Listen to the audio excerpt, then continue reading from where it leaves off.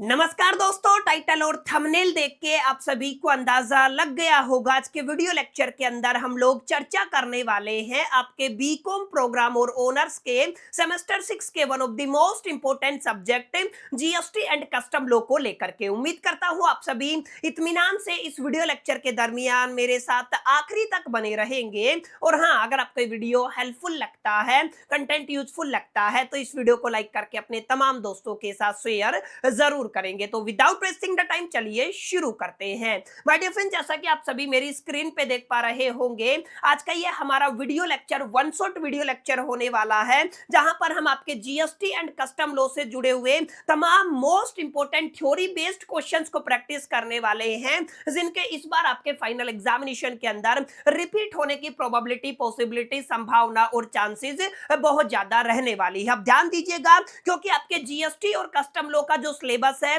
वो काफी बड़ा है। करीब करीब जीएसटी और कस्टम लॉ को कंबाइन करके आपके सिलेबस के अंदर 18 चैप्टर डाले गए हैं। तो एक वीडियो के अंदर एंटायर सिलेबस को एक तरीके से कवर कर पाना करीब करीब नेक्स्ट टू इम्पॉसिबल है। तो हम लोग क्या करने वाले हैं, आपके जो ये थ्योरी वाला पार्ट रहेगा ना, इसको दो पार्ट के अंदर ब्रेक कर देंगे। एक आपका पार्ट 1 रहेगा, इसके बाद एक पार्ट 2 आएगा। अगर आप लोग दोनों पार्ट को अच्छे से लगा करके जाते हैं तो इतना मैं आपको श्योरिटी दे सकता हूं, नॉट ए सिंगल क्वेश्चन जो आपका थ्योरी बेस्ड रहेगा जो आपको इन वन शॉट से बाहर देखने को मिल जाएगा। कुल मिलाकर के दोनों पार्ट अगर आप लोग कंप्लीट करेंगे तो 101% आपका थ्योरी कंप्लीट होने वाला है। अब ध्यान दीजिएगा, इस चीज से कोई फर्क नहीं पड़ने वाला कि आप लोग बीकॉम प्रोग्राम के स्टूडेंट है या ऑनर्स के स्टूडेंट है, रेगुलर एसओएल एनसीवेप तीनों ही कैटेगरी के लिए आज के वीडियो लेक्चर, आज का सेशन इक्वली इंपोर्टेंट होने वाला है। बहरहाल अब ज्यादा बातें ना करते हुए बढ़ते हैं सेशन की तरफ और देखते हैं आज का हमारा पहला टॉपिक, पहला इंपोर्टेंट क्वेश्चन। अब ध्यान दीजिएगा, जो पहला इंपोर्टेंट क्वेश्चन है ना,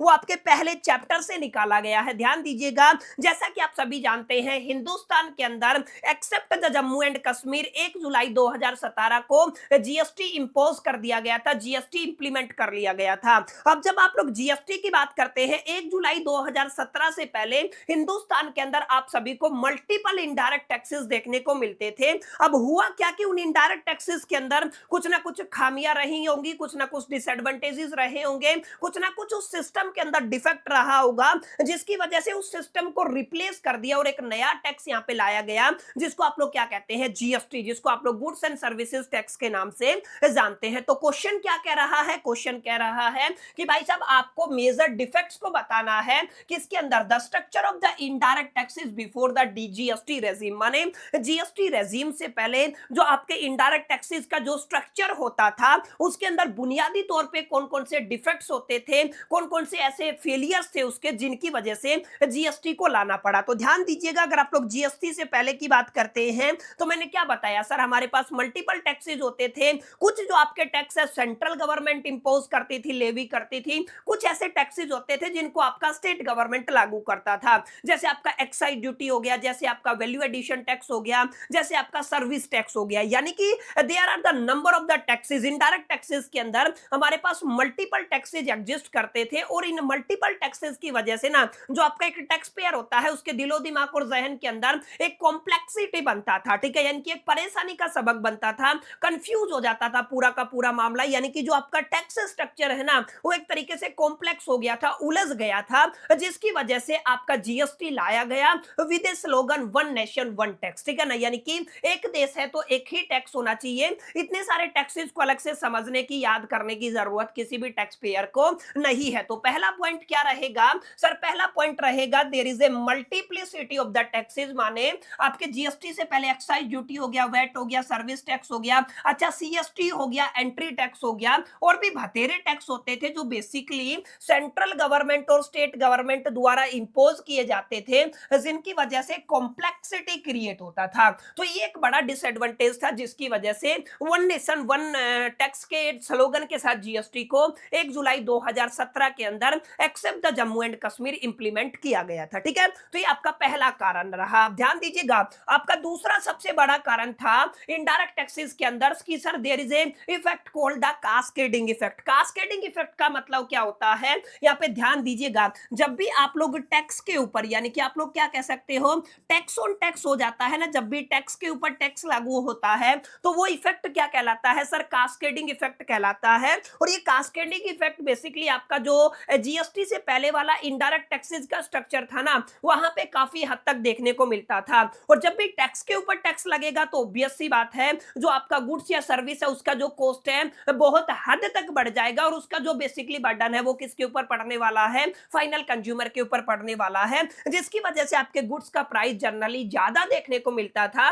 तो यहाँ पे ये एक बड़ा कारण था जिसको आप लोग यहाँ पे कंसिडरेशन में रख सकते हैं, कास्केडिंग इफेक्ट को। ठीक है, अब जैसे ही जीएसटी लागू हुआ ना, तो यहाँ पे एक कॉन्सेप्ट इंट्रोड्यूस किया गया जिसको आप लोगों ने पढ़ा होगा आईटीसी के नाम से, इनपुट टैक्स क्रेडिट के नाम से।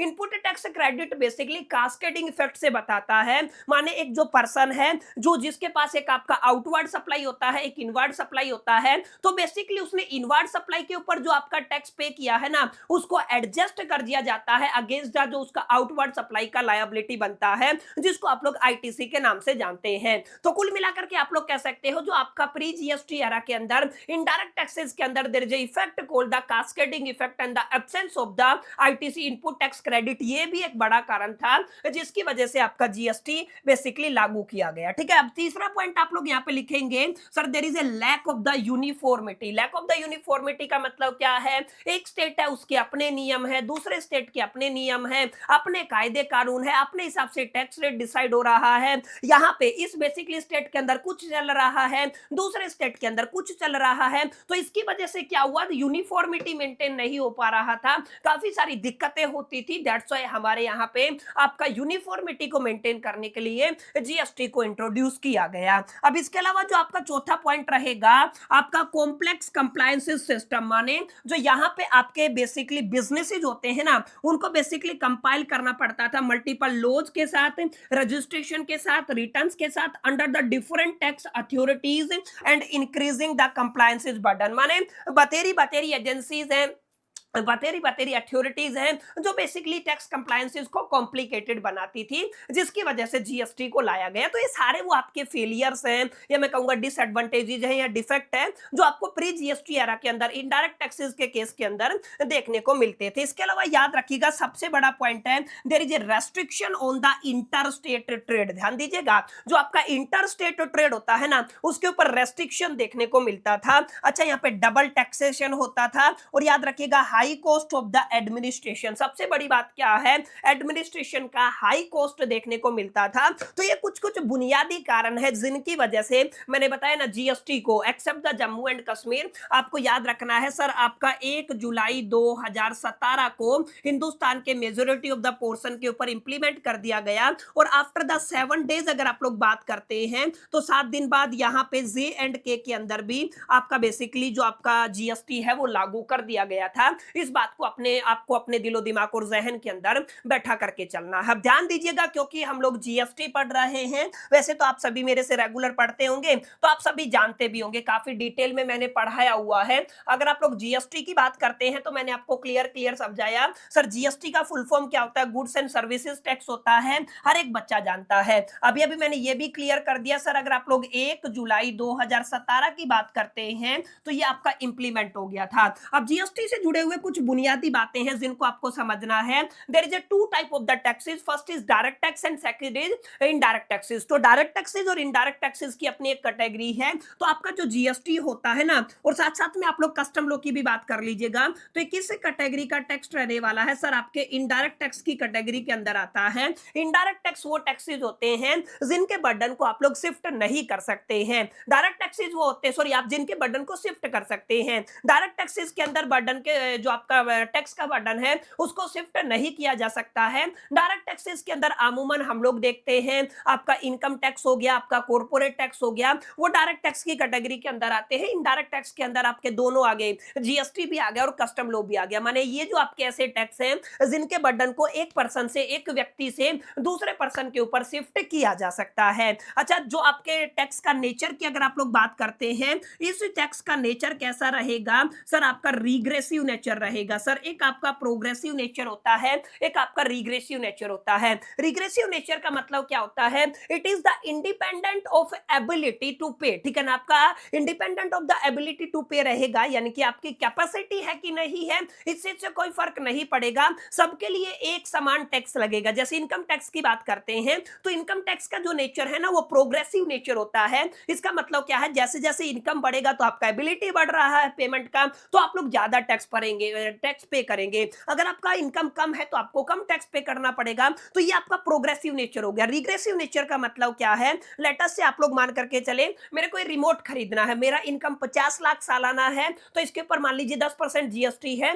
तो 10% मेरे को पे करना पड़ेगा। अब एक बंदा दिहाड़ी मजदूरी करने वाला भी अगर इस रिमोट को खरीदता है तो उसको भी इसके ऊपर 10% जीएसटी देना पड़ेगा। इसका मतलब एक ऐसा टैक्स जहां पे आप लोग basically ability of the payment को इग्नोर करते हैं और एक ही टैक्स स्लैब को इंप्लीमेंट किया जाता है, एक ही टैक्स रेट को इंप्लीमेंट किया जाता है। उस तरीके के टैक्सेस को अक्सर आप लोग रिग्रेसिव नेचर का टैक्स कहते हैं। तो जो आपका जीएसटी है ना उसका नेचर कैसा रहेगा सर? रिग्रेसिव नेचर का टैक्स रहेगा। सबसे जरूरी बात ध्यान दीजिएगा, it is a destination based tax, ठीक है? ये क्या रहेगा सर? आपका डेस्टिनेशन बेस्ड टैक्स रहेगा। माने यहाँ पे डेस्टिनेशन इज वेरी जरूरी, ठीक है? तो ये क्या रहेगा सर? डेस्टिनेशन बेस्ड टैक्स रहेगा।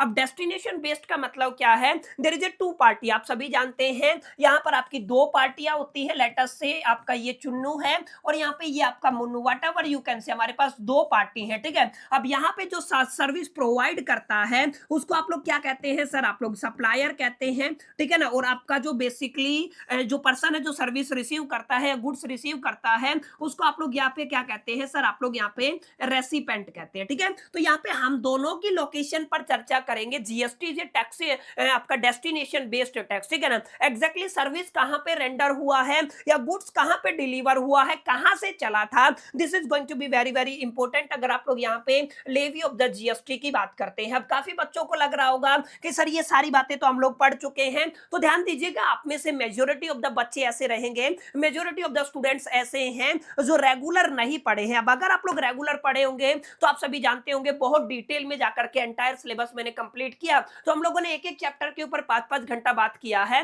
लेकिन मैं उन बच्चों को भी टारगेट करके चल रहा हूं माय डियर फ्रेंड्स जिन्होंने अब तक कुछ भी नहीं पढ़ा है। मेरी पूरी कोशिश है कि मैं आपको दिल दिमाग और जहन तक इन कॉन्सेप्ट को उतार पाऊं ताकि आप लोग इसको थोड़ा लंबे समय तक रिटेन कर पाएं और अपने फाइनल एग्जामिनेशन के अंदर बेहतर से बेहतर आंसर प्रेजेंट कर सके। उम्मीद करता हूं जो बच्चे समझते हैं वो इस चीज के साथ थोड़ा सा कोऑर्डिनेट करेंगे। आप लोग समझ लीजिएगा एक तरीके से आपका रिवीजन हो रहा है, ठीक है? तो यहाँ पे आपका एक सप्लायर हो गया, एक रेसिपेंट हो गया। जीएसटी के अंदर दोनों की लोकेशन क्या रखती है? मायने रखती है, ठीक है? तो यहाँ पे आपको ये याद रखना है। तो जीएसटी अपने आप में क्या रहेगा सर? आपका एक डेस्टिनेशन बेस्ड टैक्स रहेगा। एक और पॉइंट आप लोग यहाँ पे ध्यान दीजिएगा, इसको कलेक्ट किया जाता है, किससे कलेक्ट किया जाता है? By the intermediator. तो आप लोग क्या कहेंगे?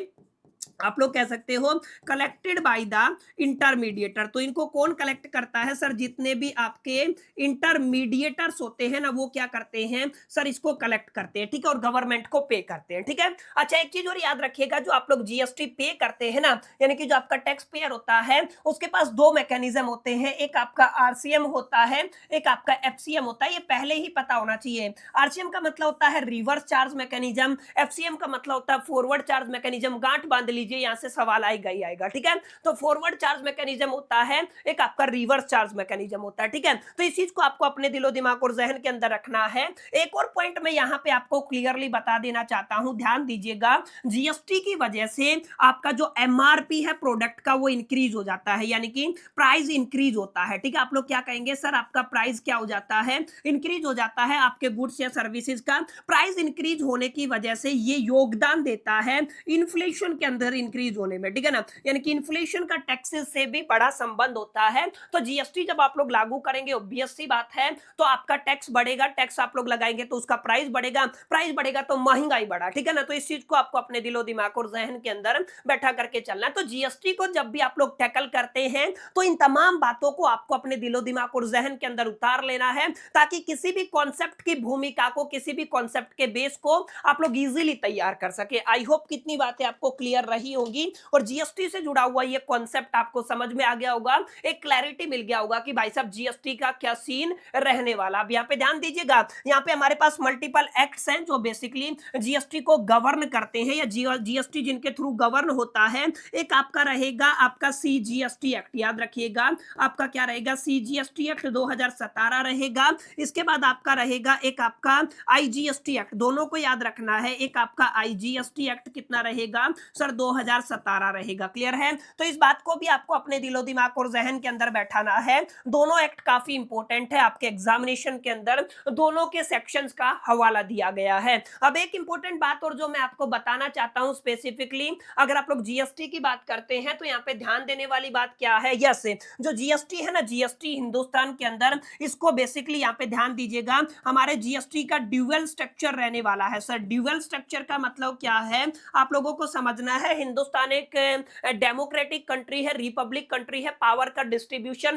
फेडरल सिस्टम के अकॉर्डिंग है, माने power is distributed among the state level and the central level. Just like that आपका जो जीएसटी है उसको भी दो पार्ट के अंदर डिवाइड किया गया है। कुछ बेसिकली जीएसटी है वो कहां पे जाता है, सेंटर के पास जाता है, जो इसका रेवेन्यू है सेंट्रल गवर्नमेंट के पास जाता है, और कुछ जीएसटी का जो रेवेन्यू है वो किसके पास जाता है, स्टेट गवर्नमेंट के पास, या फिर आप लोग यूनियन टेरिटरी गवर्नमेंट की बात भी कर सकते हैं। तो कुल मिलाकर के हम लोग जीएसटी को चार पार्ट के अंदर ब्रेक कर देते हैं जो आपको पता होना चाहिए। सबसे पहले सर आपका आईजीएसटी आता है, ये आपका सेंट्रल गवर्नमेंट के पास जाता है, ये आपको पता होना चाहिए। इसके बाद आपका एक सीजीएसटी आता है जो आपका सेंट्रल जीएसटी होता है, ये भी आपका सेंट्रल गवर्नमेंट के पास जाता है। इसके बाद आपका एक एसजीएसटी होता है, state goods and services tax, ये आपका स्टेट गवर्नमेंट के पास जाता है इसका रेवेन्यू। ठीक है, तो ये कहां पे जाएगा सर, स्टेट गवर्नमेंट के पास जाएगा। एक आपका यूटीजीएसटी रहेगा जो कहां पे जाने वाला है सर, यूनियन टेरिटरी जो आपकी गवर्नमेंट होती है उसके पास जाता है। क्लियर है? तो कुल मिलाकर के बुनियादी तौर पे आपको यहां तक अगर आपको समझ में आ गया ना, तो एक फाउंडेशन आपकी बन गई है जीएसटी को लेकर के, आपको एक क्लैरिटी हो गया होगा कि भाई साहब जीएसटी का क्या सीन रहने वाला है। जो बच्चे पहली बार भी जीएसटी को पढ़ रहे होंगे ना, जिन्होंने अभी तक कुछ भी नहीं पढ़ा, मौज मस्ती में जीवन निकाला है, उनको भी आई होप कि चीजें क्लियर रही होंगी, चीजें समझ में आई होंगी, डेफिनेटली ऐसा मेरा मानना है। ठीक है, आई होप की क्लैरिटी हो गया होगा और यहां तक आपको समझ में आया होगा। देखिए सेशन बहुत डिटेल्ड रहेगा, अगर आप लोग जीएसटी को समझना चाहते हैं तो इतना बनता है, जीएसटी आपका one of the difficult subject, one of the toughest subject among the graduation की मैं बात कर रहा हूं माना जाता है। तो आपको समय देना पड़ेगा, चीजों को समझना पड़ेगा। एक घंटे के अंदर हम लोग बहुत अच्छे मार्क्स नहीं लेके आ सकते हैं, और ये जो आपका सेशन है ना, ये उन स्टूडेंट्स के लिए है जो basically dedicatedly my dear friend चाहते हैं एटलीस्ट इस सब्जेक्ट के अंदर आप लोग A+ या O ग्रेड सिक्योर कर सके। तो आपको क्या करना पड़ेगा सर, एक एक चीज को अपने दिलो दिमाग और जहन के अंदर उतारना पड़ेगा। बहरहाल इतनी बातें अगर आपको क्लियर हैं तो बढ़ते हैं आपके दूसरे कॉन्सेप्ट की तरफ, that is the GST network, या इसको शॉर्ट फॉर्म में ना आप लोग जीएसटीएन के नाम से भी जानते हैं। तो काफी बार आपका एग्जामिनर पूछ लेगा सर आपको किसको एक्सप्लेन करना है, जीएसटीएन को एक्सप्लेन करना। ठीक है, जीएसटीएन का मतलब होता है goods and services tax network. ध्यान दीजिएगा, नेटवर्क का मतलब होता है जब भी आप लोग जीएसटी की बात करते हैं तो जीएसटी बेसिकली ध्यान दीजिएगा एक आपकी टैक्स अथॉरिटी है, एक आपका टैक्स पेयर है, दोनों के बीच में कोऑर्डिनेशन का काम कौन करता है सर, इनकी जो आईटी बैकबोन है वही करेगा, जो इनका आईटी प्लेटफॉर्म है, जो आपका इंटरनेट बेस्ड इनका वेबसाइट हो गया, व्हाटएवर यू कैन से इनका एप्लीकेशन हो गया। ठीक है, तो जो ये एप्लीकेशन है या जो इनका जो वेबसाइट है या जो ये आपकी आईटी टेक्निक्स का इस्तेमाल करते हैं ना बिटवीन द आपका tax payer and the tax authorities के बीच में इंफॉर्मेशन शेयर करने के लिए, या जो आपकी टैक्स अथॉरिटी है अलोंग विद जो आपका टैक्स पेयर है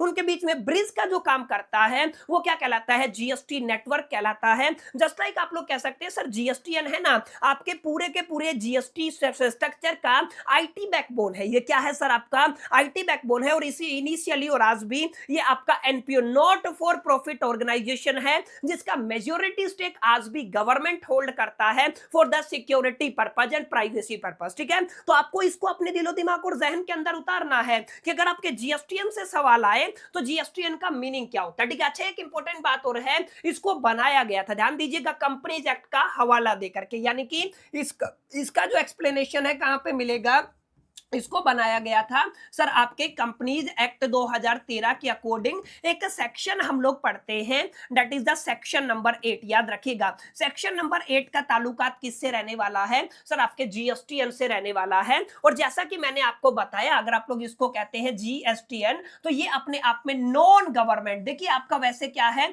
इसका स्टेट गवर्नमेंट के पास है, प्राइवेट आपका स्टेक होल्डिंग भी है, लेकिन यहाँ पे इसको नॉन गवर्नमेंट माना जाता है और नॉट फॉर प्रॉफिट कंपनी माना जाता है, जिनको इनकॉर्पोरेट किया था under the section 8 of the companies act 2013। It provide the technical infrastructure for the implementing and the administering the GST in India. This is going to be very very important. ये आपको क्या provide करता है sir, आपको technological infrastructure provide करता है GST के implementing के लिए और एडमिनिस्ट्रेशन के लिए। समझ में आया? तो जीएसटी का इंप्लीमेंटेशन और जो आपका एडमिनिस्ट्रेशन होता है, जिन टेक्निकल इंफ्रास्ट्रक्चर का यूज करके होता है, वो क्या कहलाता है सर, आपका बेसिकली जीएसटीएन कहलाता है। ठीक है, अब जीएसटीएन जो एस्टेब्लिश किया गया था, आप लोग common online portal for registration की तरह आप लोग रिटर्न फाइल कर सके, टैक्स पेमेंट कर सके और जितनी भी आपकी जीएसटी रिलेटेड सर्विसेज हैं उनको अवेल कर सके। आई होप कितनी बातें आपको क्लियर रही होंगी, यहां तक आपको मजा आ गया होगा सेशन के अंदर। सेशन अगर आपको पसंद आ रहा है तो इस वीडियो को लाइक जरूर कर दीजिए, अभी अपने दोस्तों के साथ शेयर कर दीजिए अगर अभी तक शेयर नहीं किया है, और इसी बात पर वीडियो को हाइप जरूर कर दीजिएगा और कमेंट जरूर कीजिएगा, एक प्यारा सा कमेंट कि अभी तक का सेशन आपको कैसा लगा। बहरहाल आगे बढ़ते हैं, ध्यान दीजिएगा। अगर आप लोग फंक्शन ऑफ जीएसटीएन की बात करते हैं कि सर जो आपका जीएसटीएन है, goods and services tax network है, उसका बेसिकली फंक्शन क्या रहेगा, तो ध्यान दीजिएगा, ये आपका ऑनलाइन रजिस्ट्रेशन फैसिलिटी प्रोवाइड करता है टैक्स पेयर को। इसके थ्रू आप लोग जीएसटी रिटर्न को फाइल कर सकते हैं, इसके थ्रू आप लोग online payment of the GST को फैसिलिटेट कर सकते हैं। इसके अलावा आप लोग आपके टैक्स पेयर के और इनवॉइसेस के रिकॉर्ड को मेंटेन कर सकते हैं। इसके अलावा ये आपका बेसिकली प्रोवाइड करता है IT infrastructure for the central and the state government. और सबसे बड़ी बात है यहाँ पे ध्यान रखिएगा, एक आपका होता है टैक्स पेयर। सर क्या होता है, आपका टैक्स पेयर होता है, और यहाँ पे आपका दूसरा क्या होता है सर, आपका टैक्स अथॉरिटी होता है। बेसिकली ध्यान रखिएगा, टैक्स अथॉरिटी होता है। दोनों के बीच में इंफॉर्मेशन कैसे शेयर की जाती है, या दोनों के बीच में ब्रिज का काम कौन करता है सर, आपके ब्रिज का काम करता है कौन, दैट इज द जीएसटीएन। तो ये आपको याद रखना है, goods and services tax network. तो this is going to be very very important for your examination prospective programme और ओनर्स के अंदर। जीएसटीएन से इस बार सवाल आने की पूरी पूरी संभावनाएं हैं, पूरी पूरी पॉसिबिलिटी है। तो please it's my humble request, please इस पर्टिकुलर जो कॉन्सेप्ट है उसको आपको अपने दिलो दिमाग और जहन के अंदर बैठा लेना। और सबसे जरूरी बात, अगर आप लोग अपने आईटीसी को क्लेम करना चाहते हैं, आईटीसी को मैच करना चाहते हैं, तो उस केस में भी आपको सारे के सारे बेनिफिट कहां से प्रोवाइड किए जाते हैं सर, जीएसटीएन के थ्रू किए जाते हैं। कुल मिलाकर के जो भी आप लोग टेक्नोलॉजी इंफ्रास्ट्रक्चर का यूज करते हैं जीएसटी से जुड़े हुए कामों को लेकर के, वो क्या कहलाता है सर, वो आपका जीएसटीएन कहलाता है। और वो सारे काम क्या है, जीएसटीएन के फंक्शन कहलाते हैं। ठीक है, अब अगर आप लोग फीचर्स की बात करते हैं तो मैंने क्या बताया सर, ये आपका एक तरीके से backbone of the GST system की तरह काम करता है। ये बेसिकली ट्रांसपेरेंसी को इंश्योर करता है और efficiency in the tax administration को इंश्योर करता है। और ये बेसिकली एक कॉमन पोर्टल है जो टैक्स पेयर को अक्रॉस द इंडिया क्या करता है, प्रोवाइड किया जाता है। ठीक है, तो this is going to be simplest definition upon this sir, जिसको आप लोग समझ सकते हैं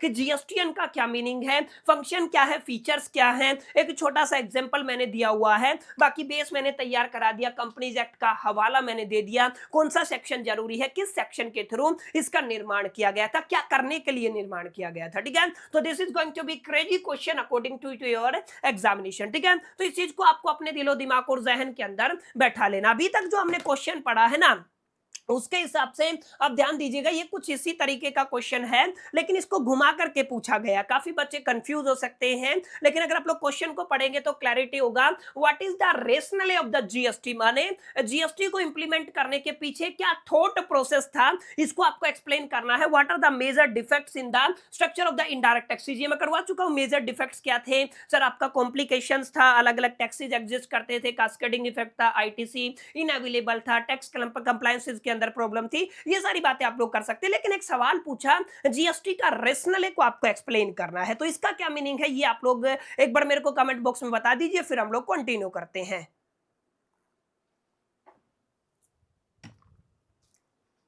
तो तो यहाँ पे ध्यान दीजिएगा, टैक्स रेशनले का मतलब क्या है, आपको बताना है जीएसटी को इंप्लीमेंट करने का उसके पीछे लॉजिक क्या था, ठीक है, ये आपको बताना है लॉजिक क्या था। तो सेकंड पार्ट हम लोग नहीं करेंगे, ध्यान दीजिएगा। फर्स्ट पार्ट के अंदर अगर आप लोग main rationale behind the introducing the goods and services tax की बात करते हैं, तो यहाँ पे आपको क्रिएट करना था एक unified and the efficient indirect tax system in the India by replacing the multiple indirect taxes levied by the central और द स्टेट गवर्नमेंट। समझ में आया? जो मल्टीपल टैक्सेस थे उनको हटा करके एक बिल्कुल यूनिफॉर्मिटी के साथ एक यूनिफाइड और एफिशिएंट इनडायरेक्ट टैक्स को एक तरीके से इशू करना था, और यही क्या था बेसिकली, ये आप लोग कह सकते हैं रेशनली ऑफ द जीएसटी था। तो कुछ इस तरीके के सवाल पूछे जा सकते हैं, इसको आप लोगों को एक्सप्लेन करना है, क्या क्या मेजर डिफेक्ट से ये भी पूछा जाता है, क्वेश्चन कंपाइल करके भी पूछा जा सकता है। तो प्लीज प्लीज इसको अच्छे से पढ़ लीजिएगा, अपने दिलो दिमाग और जहन के अंदर बैठा लीजिएगा। अगला क्वेश्चन है ये आपका,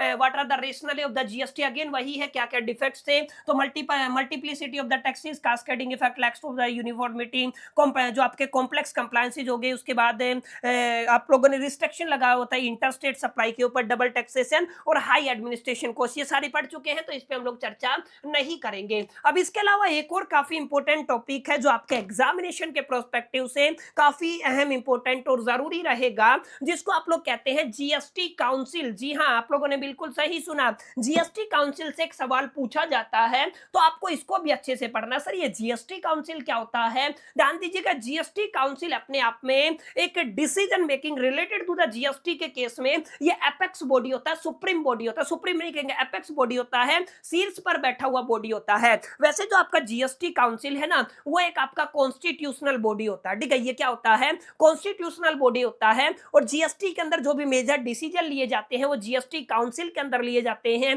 टैक्स रेट क्या रहेगा, टैक्स स्लैब क्या रहेगा, किनको एग्जम्पशन देना है, किनको नहीं देना है, थ्रेशोल्ड लिमिट क्या रहेगा, जो भी सर्कुलर जो भी नोटिफिकेशन जारी होते हैं वो कहीं ना कहीं जीएसटी जो काउंसिल है उसी के रिकमेंडेशन के ऊपर जारी किए जाते हैं। अब ध्यान दीजिएगा, कुछ बुनियादी बातें मैं आपको बताऊंगा। सबसे पहली बात तो आपके पास जीएसटी को कॉन्स्टिट्यूट किया गया था under the article 279A of the Indian constitution. Hindustan का जो कॉन्स्टिट्यूशन है, भारतीय संविधान है, उसके अंदर उसके अंदर आर्टिकल 279 है, 279A है, इसके अंदर अमेंडमेंट किया गया। इसको बेसिकली इंसर्ट करने के लिए इसको क्या बनाया गया, 279A बनाया गया, और ये आपका 101वां कॉन्स्टिट्यूशनल अमेंडमेंट था, ये आपको याद रखना, ठीक है। तो आप लोग क्या कहेंगे, ये क्या था सर, आपका 101वां कॉन्स्टिट्यूशनल क्या था, अमेंडमेंट था, जिसको आपको अपने दिलो दिमाग और जहन के अंदर बैठा करके चलना है। इन दोनों की वजह से क्या इंट्रोड्यूस किया गया सर, एक कॉन्स्टिट्यूशनल बॉडी इंट्रोड्यूस किया गया,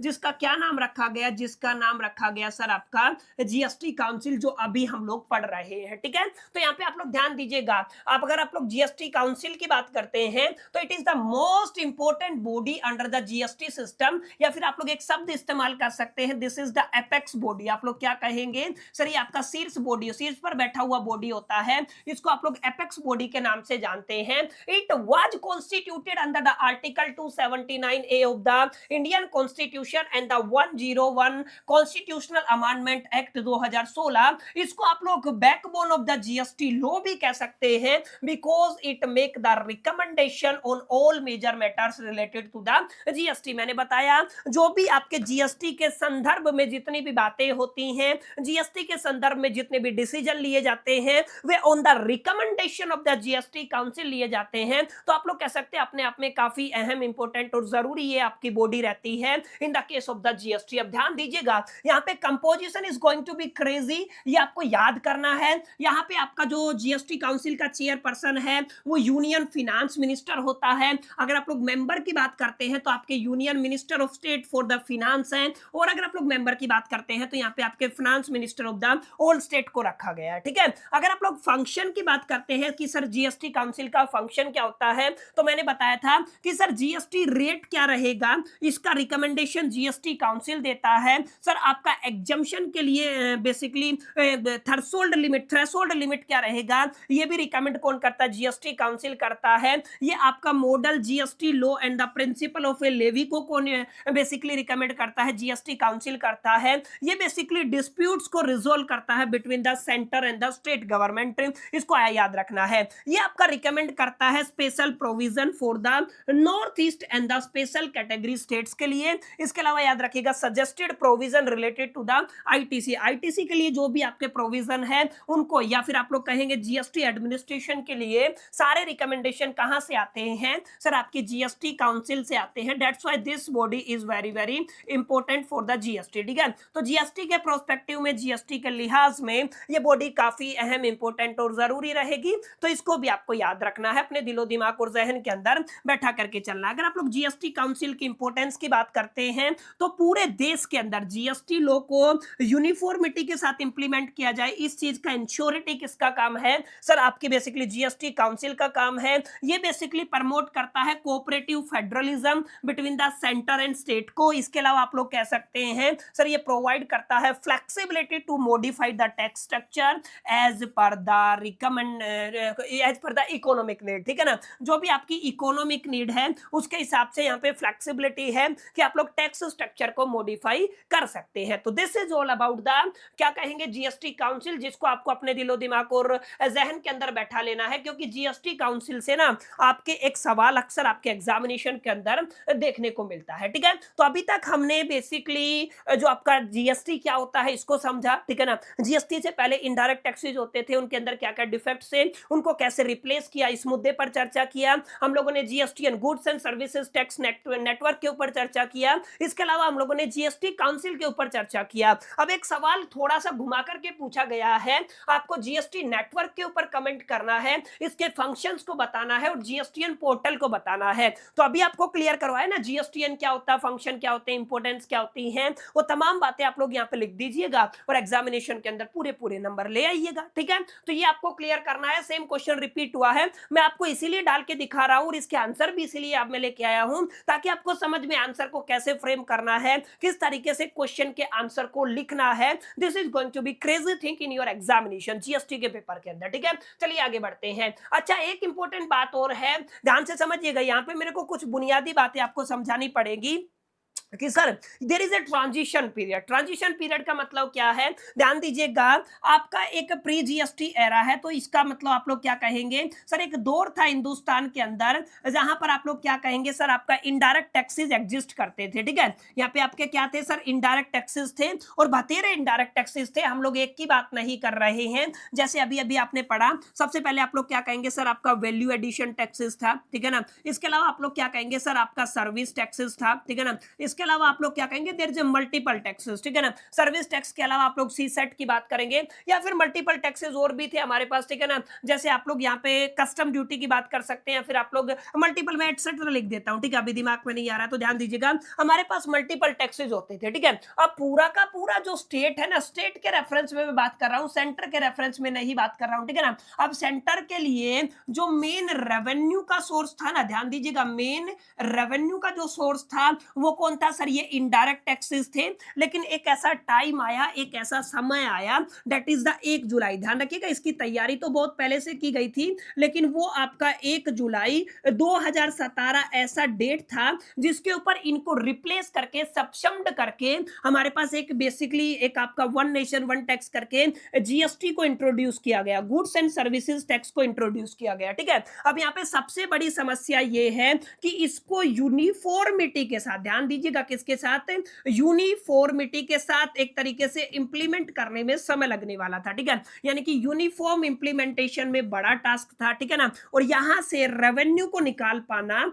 अपने आप में एक बड़ा दिक्कत था। माने यहाँ पे there is a possibility of the revenue loss for the state government, ठीक है। तो यहाँ पे क्या था, रेवेन्यू लॉस होने की बेसिकली एक पॉसिबिलिटी थी, एक संभावना थी, ठीक है। तो अब यहाँ पे हुआ क्या, ध्यान दीजिएगा, गवर्नमेंट ने इस कॉन्सेप्ट को दिलो दिमाग और जहन के अंदर रख करके इस चीज चीज को समझा कि भाई साहब जब हम लोग बेसिकली एक टैक्स सिस्टम से और दूसरे टैक्स सिस्टम के अंदर जा रहे हैं तो इसको आप लोग क्या कहेंगे सर, इसको आप लोग ट्रांजिशन पीरियड कहेंगे, ठीक है ना। तो ये क्या रहेगा सर, आपका ट्रांजिशन पीरियड रहेगा और ट्रांजिशन पीरियड के अंदर there is a possibility of the revenue loss for the state government, state government के लिए रेवेन्यू लॉस के चांसेस हैं। तो अगर किसी भी गवर्नमेंट को बेसिकली स्टेट गवर्नमेंट को किसी भी स्टेट को अगर रेवेन्यू लॉस होता है तो उसको हम लोग कंपनसेट करेंगे, क्या करेंगे, कंपनसेट करेंगे, यानी कि हम लोग क्या देंगे उसको, कंपनसेशन देंगे जितना भी उनका लॉस होता है, ठीक है। तो यहाँ पे जो भी आपका कंपनसेशन दिया गया ना उसी को आप लोग क्या कहते हैं, यहाँ पे बेसिकली जिस मैकेनिज्म के थ्रू ये कंपनसेशन दिया जाता है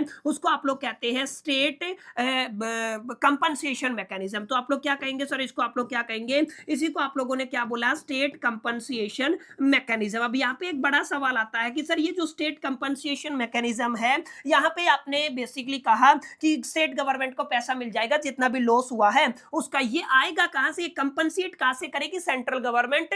तो सर यहाँ पे एक आपका बेसिकली आपका कंपनसेशन सेस लगाया जाता है, ठीक है। यहाँ पे आप लोगों ने पढ़ा होगा क्या लगाया जाता है sir, there is a compensation cess, ठीक है ना। आप लोगों का क्या होता है सर, कंपनसेशन सेस होता है, जहां पर आप लोग यहाँ पर कंपनसेशन सेस अमूमन लग्जरी आइटम्स के ऊपर लगाया जाता है। दूसरा क्या होता है आपके पास, जैसे आपके सिन प्रोडक्ट्स होते हैं, ठीक है, आप लोग क्या कहेंगे, आपके सिन प्रोडक्ट्स होते हैं जैसे आपका तंबाकू वगैरह हो गया, इनके ऊपर भी आपको अलग से सेस देना पड़ता है जो कहां पे जाता है, कंपनसेशन सेस के अंदर जाता है। और इस कंपनसेशन सेस से ही आपके स्टेट गवर्नमेंट को कंपनसेट किया जाता है और इसी को आप लोग क्या कहते हैं, स्टेट कंपनसेशन मैकेनिज्म, क्या कहते हैं, स्टेट कंपनसेशन मैकेनिज्म, ठीक है। तो ये आपका स्टेट कंपनसेशन मैकेनिज्म था। मैं कहूंगा 100% आपके एग्जामिनेशन के प्रोस्पेक्टिव से this is going to be very very important. मेरी रिक्वेस्ट है प्लीज इस चीज को आपको अपने दिलो दिमाग और जहन के अंदर बैठा करके जाना है कि स्टेट कंपनसेशन मैकेनिज्म का मीनिंग क्या होता है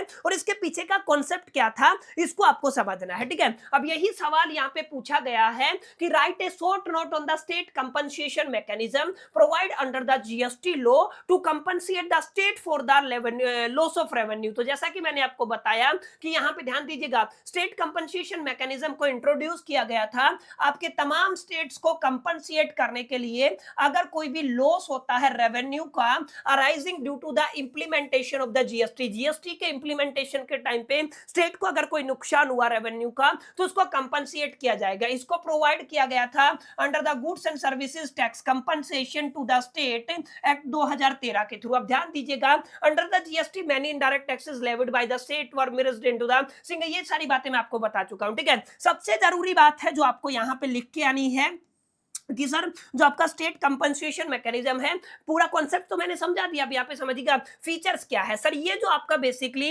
कंपनसेशन वाज गारंटीड, ध्यान दीजिएगा, गारंटी किया गया था for a period of the 5 year. 5 year का मतलब 1 जुलाई 2017 से 30 जून 2022 तक का टाइम पीरियड रखा गया था। क्लियर है, तो इसको आपको अपने दिलो दिमाग और जहन के अंदर बैठाना है। प्लस में याद रखिएगा, स्टेट वर अज्यूम्ड ए 40% एनुअल ग्रोथ रेट। स्टेट को कितना मिलता है सर, 40% एनुअल ग्रोथ रेट के ऊपर अज्यूम किया गया है ओवर द बेस ईयर। और बेस ईयर क्या था सर, इसका 2015-16 था, ठीक है। अब यहाँ पे ध्यान दीजिएगा, तीसरा पॉइंट क्या है, if the actual GST revenue of A state was lower than the projected revenue. देखिए, एक आपका प्रोजेक्टेड रेवेन्यू था, एक आपका बेसिकली एक्चुअल रेवेन्यू था, ठीक है। अब एक्चुअल रेवेन्यू अगर क्या है, कम है, लोअर है प्रोजेक्टेड रेवेन्यू से, तो जो आपका कम ही आता है ना, जो डिफरेंस आता है उसको कंपनसेट किया जाता है बाय द सेंट्रल गवर्नमेंट। मैंने बताया ना, कौन करता है सर, सेंट्रल गवर्नमेंट कंपनसेट करता है। कहां से कंपनसेशन किया जाता है सर, जीएसटी कंपनसेशन सेस होता है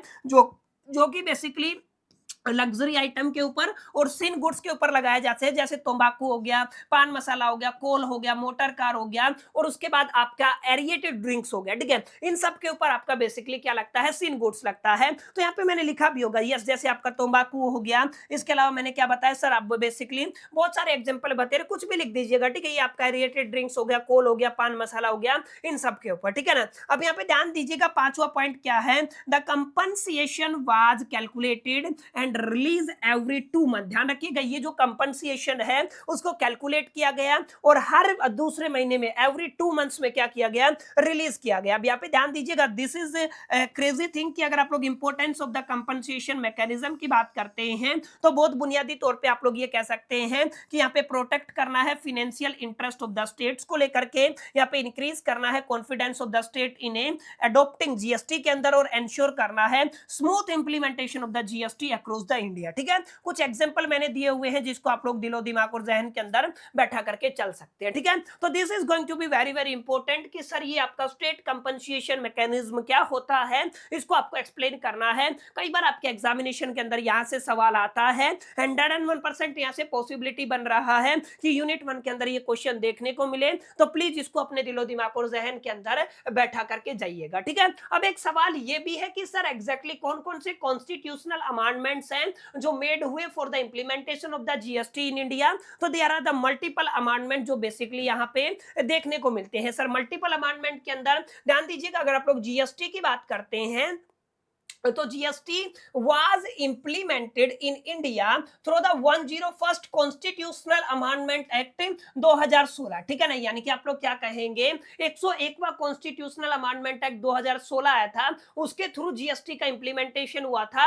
और ये जो अमेंडमेंट है ना, ये basically major changes of the constitution की वजह से आया था। जैसे यहाँ पे याद रखिएगा कौन कौन से मेजर कॉन्स्टिट्यूशन के अंदर चेंज आए थे, तो यहाँ पे कोई समझाने वाली बात नहीं है, आपको याद रखना है। सर आर्टिकल 246 ए इंसर्ट किया गया था, 249 ए इंसर्ट किया गया था, 279 ए इंसर्ट किया गया था, अमेंडमेंट इन द आर्टिकल 268 किया गया, अमेंडमेंट इन द आर्टिकल 269 किया गया। अच्छा 270 के अंदर भी अमेंडमेंट किया गया था, 271 के अंदर भी अमेंडमेंट किया गया था, और जो आपका 268 ए वाला आर्टिकल था ना, उसको डिलीट किया गया था। ठीक है, तो प्लीज एक बार इनको गो थ्रो कर लीजिएगा, आप लोगों को समझ में आ जाएगा इनका ताल्लुकात किससे रहने वाला है। इसके ऊपर मैं चर्चा नहीं करूंगा, अननेसेसरी हमारा टाइम जाएगा, और इसको आप लोग केवल एक बार पढ़ के भी समझ सकते हैं। ठीक है, तो आई होप कितना क्लैरिटी आपको मिल गया होगा, इतनी चीजें आपको समझ में आई होंगी। और यहां तक आकर के ना आपका हाफ यूनिट कंप्लीट हो जाए। हाफ यूनिट की बात कर रहा हूं, ध्यान दीजिएगा, पहली यूनिट का आधा हिस्सा कंप्लीट होता है। अब हम आगे बढ़ने वाले हैं। सर रजिस्ट्रेशन को लेकर के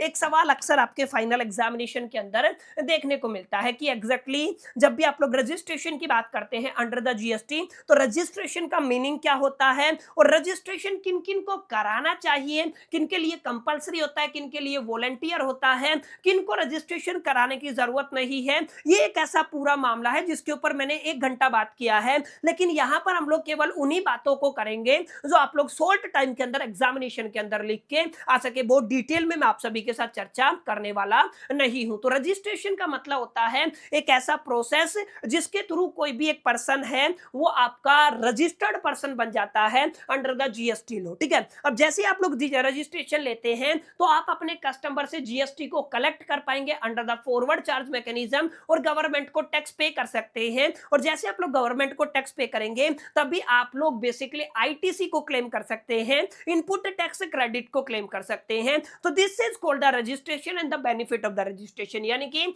आप लोग क्या कह सकते हो, सर रजिस्ट्रेशन का मतलब एक ऐसा प्रोसेस जिसका इस्तेमाल करके कोई भी व्यक्ति है वो क्या बन जाता है, टैक्सेबल पर्सन बन जाता है, खुद को रिकॉग्नाइज कर लेता है एज ए टैक्सेबल पर्सन। उसके बाद ध्यान दीजिएगा जो टैक्स डिपार्टमेंट है, जीएसटी टैक्स डिपार्टमेंट है, वो बेसिकली उसको क्या दे देता है, सर उसको प्रोवाइड कर देता है जीएसटीआईएन। जीएसटीआईएन का मतलब क्या होता है, goods and service tax identification number. और जिसको जीएसटीआईएन मिल जाता है, जिसका रजिस्ट्रेशन हो जाता है, वो अपने कस्टमर से जीएसटी को कलेक्ट कर सकता है। क्या कर सकता है, अपने जीएसटी को कलेक्ट कर सकता है और उसकी पेमेंट गवर्नमेंट को कर सकता है under the forward charge mechanism. और जब जाकर के वो आपके आईटीसी को क्लेम कर सकता है, इनपुट टैक्स क्रेडिट को क्लेम कर सकता है। तो these are the benefit of the registration. Sir ये क्या होते हैं, बेनिफिट ऑफ द रजिस्ट्रेशन होते हैं। ठीक है, तो इसको भी आपको समझना है। यही बात मैंने आपका लिया हुआ है कि आपका registration under the GST means obtaining a recognition as a registered taxable person under the CGST act 2017। It is the process through which the tax payer get a registered under the GST. अच्छा, एक important बात और है, 22 से लेकर 30 है, if I am not wrong, ठीक है, यस, सीजीएसटी एक्ट 2017 का सेक्शन 22 से लेकर के, ध्यान दीजिएगा हम लोग किसकी बात कर रहे हैं, सेक्शन 22 से लेकर के, और आपके जो 30 है उसका ताल्लुकात ही किससे रहने वाला है, कंप्लीटली रजिस्ट्रेशन से रहने वाला है। सर सेक्शन 22 से 30 किसका है, सर ये आपके सीजीएसटी एक्ट 2017 का है। इसको भी आपको अपने दिलो दिमाग और जहन के अंदर बैठा लेना। यहाँ पे भी लिखा हुआ, अच्छा यहाँ पे हो गया ना, उसको आपका goods and service tax identification number मिल जाता है। यहाँ पे सिर्फ सेक्शन 22 लिखा है, लेकिन यहाँ पे याद रखिएगा सेक्शन 22 से लेकर के 30 तक कंप्लीट एक्सप्लेनेशन देखने को मिलता है, ठीक है। आगे क्या लिखा हुआ है, सर आपको बताना है, state the person who are exempted from the registration under the GST. तो सबसे पहले पूछा गया भाई साहब किसको एग्जम्प्ट रखा गया है, किसको रजिस्ट्रेशन लेने की जरूरत नहीं है। तो ध्यान दीजिएगा, जो एग्जम्प्टेड वाली लिस्ट है वो सेक्शन 23 के अंदर दी गई है सीजीएसटी एक्ट 2017 के अंदर। ये वो लिस्ट है जहां पर person are not required to obtain a registration लेने की जरूरत नहीं होती है। तो सबसे पहला पर्सन, अगर कोई भी ऐसा व्यक्ति जो एंगेज्ड है exclusively in the supply of the goods और services not liable to GST और होली और एग्जम्प्टेड फ्रॉम द जीएसटी, माने कुछ ऐसे गुड्स और सर्विसेज होते हैं जो एग्जम्प्ट माने जाते हैं, होली या partially, whatever you can say. तो अगर इस पर्टिकुलर सिचुएशन के अंदर अगर व्यक्ति एंगेज्ड है एक्सक्लूसिवली, तो वहां पर आपको जीएसटी लेने की जरूरत नहीं है। इसके अलावा अगर आप लोग एग्रीकल्चरिस्ट हैं, सप्लाई करते हैं प्रोडक्ट को out of the cultivation of the land, माने डायरेक्टली आप लोग खेती से जो प्रोडक्ट को कल्टीवेशन लैंड से सप्लाई करते हैं, तो उस केस में आपको जीएसटी की जरूरत नहीं है। जिस भी पर्सन का एग्रीगेटेड टर्नओवर, ध्यान दीजिएगा, एग्रीगेटेड टर्नओवर यानी कि प्रिस्क्राइब्ड लिमिट से कम है, जैसे अगर आप लोग कहेंगे गुड्स के केस में नॉर्मल स्टेट की बात करते हैं तो 40 लाख रहता है, सर्विसेज के केस में 20 लाख रहता है। अगर आपका यहाँ पे बेसिकली कुछ स्पेशल कैटेगरी के अंदर, खैर वो हम लोगों ने पढ़ा था, ठीक है ना, सैमपुट वगैरह के फॉर्मूले से याद किया था कहां पे क्या सीन है, लेकिन याद रखिएगा 20 और 40 एक मोटा मोटा रफली आइडिया है। इससे कम अगर आपका बेसिकली थ्रेशोल्ड रहता है तो आपको जीएसटी लेने की जरूरत नहीं है। अब इसके अलावा कुछ ऐसे पर्संस होते हैं जो एग्जम्प्टेड होते हैं by the government on the recommendation of the GST council, तो जिनको आपका बेसिकली एग्जम्प्ट रखा गया है ना, उनको भी किसकी जरूरत नहीं है, सर उनको बेसिकली रजिस्ट्रेशन लेने की जरूरत नहीं है। तो किनको लेने की जरूरत है, ये भी जरूरी सवाल है, किनको नहीं लेने की जरूरत है, कौन कौन से एग्जम्प्टेड है, ये भी आपका जरूरी सवाल रहने वाला है, ठीक है। आई होप कितनी क्लैरिटी आपको मिल गया होगा। अब एक सवाल यहाँ पे, अच्छा एक इंपॉर्टेंट बात और है, सर किन को रजिस्ट्रेशन लेने की जरूरत है, इस पर मैं आगे आऊंगा, काफी डिटेल में चर्चा करूंगा, जहां पे आप लोगों की एक तो थ्रेशोल्ड लिमिट अगर क्रॉस हो जाती है, ठीक है। इसके अलावा देयर इज ए लिस्ट जिसको आप लोग कंपलसरी लिस्ट कहते हैं, जहां पर whatever your turnover doesn't matter, आपको रजिस्ट्रेशन लेना पड़ेगा, ठीक है। जैसे आप लोग ई कॉमर्स की बात करते हैं, आईएसडी की बात करते हैं, और अगर आप लोग आप एनआरटीपी की बात करते हैं, नॉन जो रेजिडेंशियल टैक्सेबल पर्सन होता है, सीटीपी की बात करते हैं, कैजुअल टैक्सेबल पर्सन होता है, these are the some cases जहां पे आप लोग कंपलसरी लिस्ट को पढ़ने वाले हैं। तो खैर कुछ स्लाइड के बाद मैं उस पे भी आऊंगा, लेकिन अभी के लिए एक और इंटरेस्टिंग टॉपिक हम लोग पढ़ने वाले हैं, सर एग्रीगेटेड टर्नओवर का क्या मीनिंग होता है और किस तरीके से एग्रीगेटेड टर्नओवर को डिटरमाइन किया जाता है। कई बार दिल्ली यूनिवर्सिटी के अंदर कुछ ऐसी चीजें देखने को मिलती हैं जिनकी वजह से ना आपका बेसिकली कुछ ऐसे सवाल पूछ लिए जाते हैं जो आउट ऑफ द सिलेबस होते हैं, यानी कि जो प्रिस्क्राइब्ड नहीं किए होते हैं उनकी गाइडलाइन के अंदर। जैसा कि हमने अपने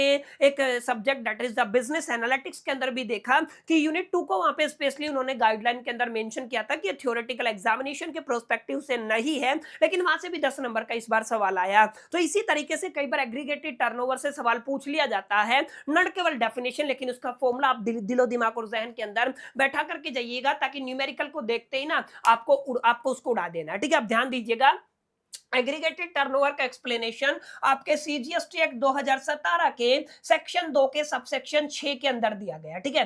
क्या करना है, आपको एग्रीगेट करना है। एग्रीगेट का मतलब आपको सम करना है, सम का मतलब आपको टोटल करना है, टोटल का मतलब आपको जोड़ना है। किन किन को जोड़ना है, टैक्सेबल सप्लाई को जोड़ना है, एग्जम्प्ट सप्लाई को जोड़ना है, आपको जो भी आपका एक्सपोर्ट ऑफ ए गुड्स और ए सर्विस और बोथ हुआ है उसको जोड़ना है। इसके अलावा ध्यान रखिएगा आपको क्या करना है, कुछ चीजों को एक्सक्लूड करना है। जैसे आपका CGST, SGST, UTGST, IGST और जो आपका कंपनसेशन सेस है उसको क्या कर देना है, माइनस कर देना है। आपको टैक्सेबल सप्लाई, एग्जम्प्ट सप्लाई और एक्सपोर्ट ऑफ द गुड्स और सर्विस, या दोनों को क्या करना है, ऐड करना है। इन तीनों को ऐड करके और अगर आप लोग इनको माइनस कर देते हैं तो जो आपको रिजल्ट मिलता है वो क्या मिलता है माय डियर फ्रेंड्स, जो आपको रिजल्ट मिलेगा वो मिलेगा आपका एग्रीगेटेड टर्नओवर। क्या बोलते हैं आप इसको, एग्रीगेटेड टर्नओवर। ठीक है, तो इसको आपको याद रखना है। अगर आप लोग इसको डिटरमाइन करना चाहते हैं तो अगेन आपको मैंने बता दिया, सिंपल सा प्रोसेस है। एग्रीगेटेड टर्नओवर के केस में हमें कोई ज्यादा मेहनत करने की जरूरत नहीं है। जस्ट आपको क्या करना है, इंक्लूड करना है टैक्सेबल सप्लाई को, एग्जम्प्टेड सप्लाई को, एक्सपोर्ट सप्लाई को, इंटर स्टेट सप्लाई को और supply made on the own account और इन बिहाफ ऑफ द प्रिंसिपल। ठीक है, इन सबको तो इंक्लूड कर लेना है। ठीक है, कुछ आइटम है जिनको आपको एक्सक्लूड कर लेना है, जैसे value of the inward supply under the RCM, reverse charge mechanism के अंदर अगर कोई भी आपका वैल्यू ऑफ इनवर्ड सप्लाई है तो उसको माइनस करना है। इसके अलावा आपको GST टैक्स को माइनस करना है और जो भी आपके सेस चार्ज है सेपरेटली उनको माइनस करना है। इसके अलावा जो आपका नॉन टैक्सेबल सप्लाईज है जिनको नोटिफाई किया गया है उनको माइनस करना है। यानी कि कुछ कुछ आइटम है, ध्यान दीजिएगा, कुछ कुछ आइटम है जिनको क्या करना पड़ता है, जिनको इंक्लूड करना पड़ता है, कुछ कुछ आइटम है जिनको क्या करना पड़ता है, एक्सक्लूड करना पड़ता है। इस लिस्ट को याद रखना है। अगर गलती से न्यूमेरिकल आ जाए तो आपको क्या करना है, यहाँ पे इसको इंप्लीमेंट कर देना है और डेफिनेटली आपको पूरे पूरे नंबर मिल जाएंगे। हाँ, एक इंपॉर्टेंट बात और न्यूमेरिकल से याद आया, जैसा कि मैंने बताया थ्योरी को तो हम लोग 2 पार्ट के अंदर कवर कर लेंगे। आप लोग अगर चाहते हैं कि भाई साहब मैं आपके लिए तमाम इंपॉर्टेंट न्यूमेरिकल्स भी लेकर के आऊं और इसी तरीके से पूरी एनर्जी, जोश, जुनून, एंथुजियाज्म के साथ हम लोग न्यूमेरिकल्स को भी समझे, तो आप लोगों को अगेन कमेंट सेक्शन के अंदर स्पैम कराना कि हमें क्या करना भाई साहब, इंपॉर्टेंट GST न्यूमेरिकल चाहिए विद प्रॉपर द एक्सप्लेनेशन। अगर आपका अच्छा खासा रिस्पॉन्स रहता है तो एज सुन एज पॉसिबल मैं आप सभी के लिए कुछ ऐसे सेशंस लेके आ जाऊंगा जहां पर आपके एग्जामिनेशन के अंदर 101% आपको सेम पैटर्न के ऊपर न्यूमेरिकल देखने को मिलेंगी। बहरहाल अब आगे बढ़ते हैं, ध्यान दीजिएगा।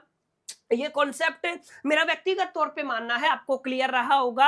एग्रीगेटेड टर्नओवर कैसे डिटरमाइन किया जाता है, इसका मीनिंग क्या है, ये आपको समझ में आ गया होगा। Now it's time to understand who are the person liable for the registration under the section 22। Sir 22 का मतलब है आपको थ्रेशोल्ड लिमिट के केस में आपको थोड़ा सा एक्सप्लेनेशन देना। ठीक है, किसके केस में देना है, section 22 of the CGST act 2017 की बात करते हैं तो थ्रेशोल्ड लिमिट को डिफाइन करना। ठीक है, अब यहाँ पे ध्यान दीजिएगा, अगर आप लोग सेक्शन 22 का सबसेक्शन 1 की बात करते हैं ऑफ द CGST एक्ट 2017 की, तो यहाँ पे मेन बेस रखा गया है एग्रीगेटेड टर्नओवर। अगर आपका aggregated turnover of the last financial year, याद रखिएगा, अगर आपका लास्ट फाइनेंशियल ईयर के अंदर प्रिस्क्राइब्ड थ्रेशोल्ड लिमिट से क्रॉस हो जाता है तो आपको रजिस्ट्रेशन लेने की जरूरत है। अब मोटा मोटा मैं यहाँ पे नहीं समझाऊंगा, कोई टेक्निक है, ये है, वो है, बहुत समय चला जाएगा क्योंकि 1 घंटे में जाके टॉपिक कंप्लीट होगा। आपको डायरेक्ट ये याद रखना है, sir supply of the goods के केस में ना जो आपके नॉर्मल कैटेगरी स्टेट है वहां पर 40 लाख का लिमिट रखा गया है,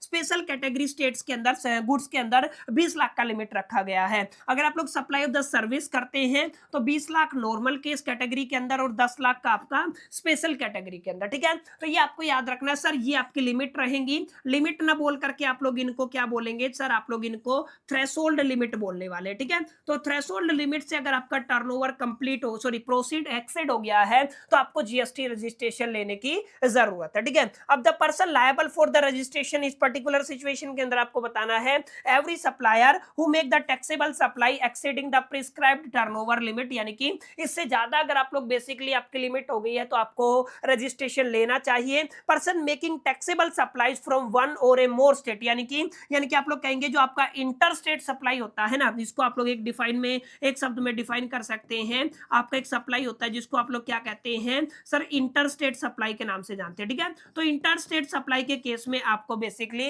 रजिस्ट्रेशन लेने की जरूरत है। Businesses crossing the threshold limit during the, ये तो मैं आपको बता चुका हूं, तो ये आपकी बेसिक पॉइंट है, इनको एक बार रीड कर लीजिएगा, आपको और भी हद तक क्लैरिटी हो जाएगा, आपको समझ में आ जाएगा किन किन पॉइंट्स को लिख करके चलना है, किन किन पॉइंट्स को कंसिडरेशन में रख करके चलना है। अब ध्यान दीजिएगा, mention the case in which the registration is compulsory. देखिए ये जो आपका थ्रेशोल्ड लिमिट था सेक्शन 22 के अंदर है, सेक्शन 23 हमने पढ़ लिया, सेक्शन 24 का ताल्लुकात है ना वो आपका कंपल्सरी लिस्ट से रहने वाला। ठीक है, 23 के अंदर क्या था, एग्जम्प्टेड लिस्ट था, और अगर आप लोग बात करते हैं सेक्शन 24 की, तो सेक्शन 24 के अंदर कुछ ऐसी ऐसी सप्लाईज दी गई हैं, कुछ ऐसे ऐसे सिनेरियो दिए गए हैं, अगर आप लोग उनके अंदर एक्सक्लूसिवली डील करते हैं, एक्सक्लूसिवली पार्टिसिपेट करते हैं, तो आपको रजिस्ट्रेशन लेना पड़ेगा। जैसे मैंने बताया ना सेक्शन 24 है सीजीएसटी एक्ट का, तो वहां पे आपके केसेज एक्सप्लेन किए हैं जहां पर आप लोग कंपलसरी रजिस्ट्रेशन की माय डियर फ्रेंड्स बात करते हैं। तो सबसे पहले अगर आप लोग इंटर स्टेट सप्लाई करते हैं, टैक्सेबल सप्लाई करते हैं,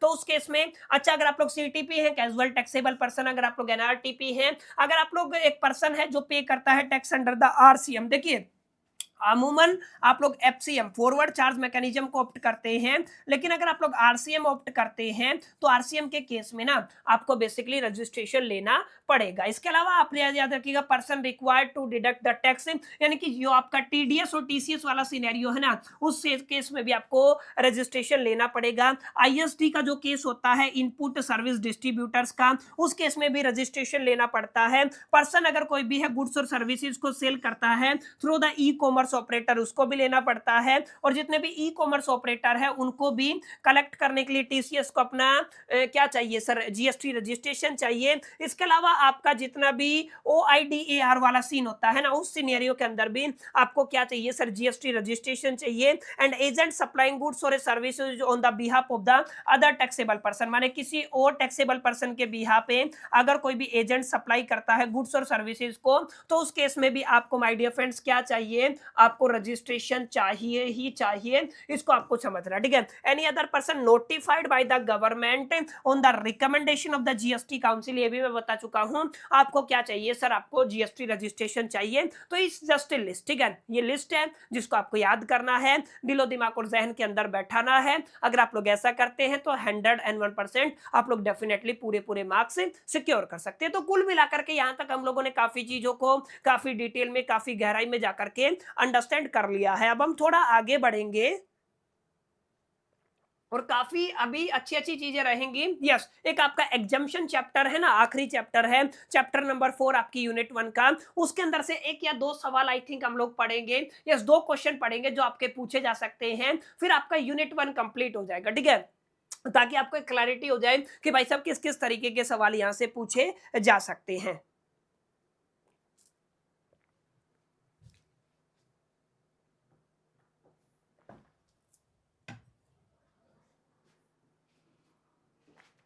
चलिए आपको लिस्ट बताना है उन 10 आइटम्स का गुड्स के केस में जो एग्जम्प्ट है फ्रॉम द टैक्स। देखिए 10 आइटम बताने हैं जो एग्जम्प्ट है टैक्स से।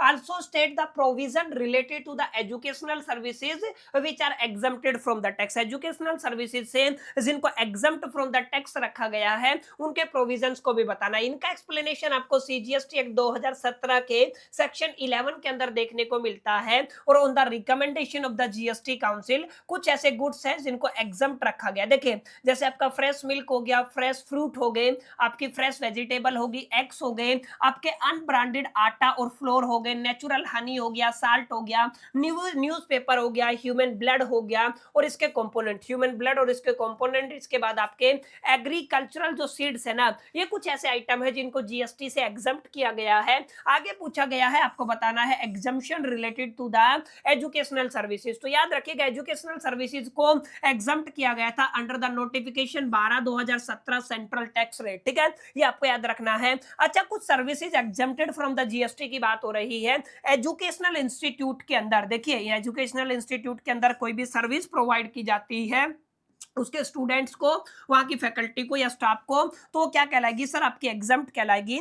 जैसे admission to the educational institute या आप लोग कंडक्ट ऑफ द एग्जामिनेशन के केस में करते हैं। इसके अलावा आप लोग कह सकते हैं sir there is a transportation of the student, faculty और staff by the educational institute, तो ये भी आपका एग्जम्प्ट माना जाएगा।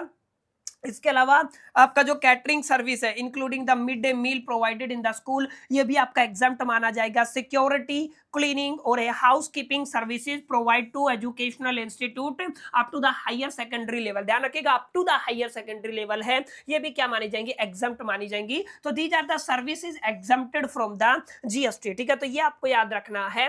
ये बेसिक सा सवाल है, कोई समझने वाली बात नहीं है, लेकिन पूछा जा सकता है। ये सवाल काफी बार रिपीट होता है, सर आपको बताना क्या, सर आपको बताना है कौन कौन से प्रोविजन है जो इन एग्जम्पशन से जुड़े हुए हैं। सबसे पहले क्या है सर, सबसे पहले आपका रेंटिंग ऑफ जो आपका रेजिडेंशियल ड्वेलिंग है उससे जुड़ा हुआ है, दूसरा आपका transportation of passenger, transportation of goods से जुड़ा हुआ है, और आपका service provided by an educational institution से जुड़ा हुआ है। ठीक है, अब यहाँ पे ध्यान दीजिएगा, आप लोगों को ये नोटिफिकेशन पढ़ लेना। सबसे पहले बताता हूँ, रेंटिंग ऑफ रेजिडेंशियल ड्वेलिंग की बात करते हो तो जितने भी आपके बेसिकली रेजिडेंशियल ड्वेलिंग है, ठीक है ना, उस केस में service by way of renting में जो आप लोग सर्विस प्रोवाइड करते हैं, अगर आप लोगों को उसका यूज करते हैं रेजिडेंस के लिए तो उसको एग्जम्प्ट माना गया है। लेकिन लेकिन लेकिन ध्यान दीजिएगा, अगर आपका जीएसटी एप्लीकेबल होगा वह है जो आपका रेजिडेंशियल ड्वेलिंग है ना, वो आपका रेंटेड है to a registered person for the business purpose. ठीक है ना, रजिस्टर्ड पर्सन ने उसको रेंट किया हुआ है और बिजनेस पर्पस के लिए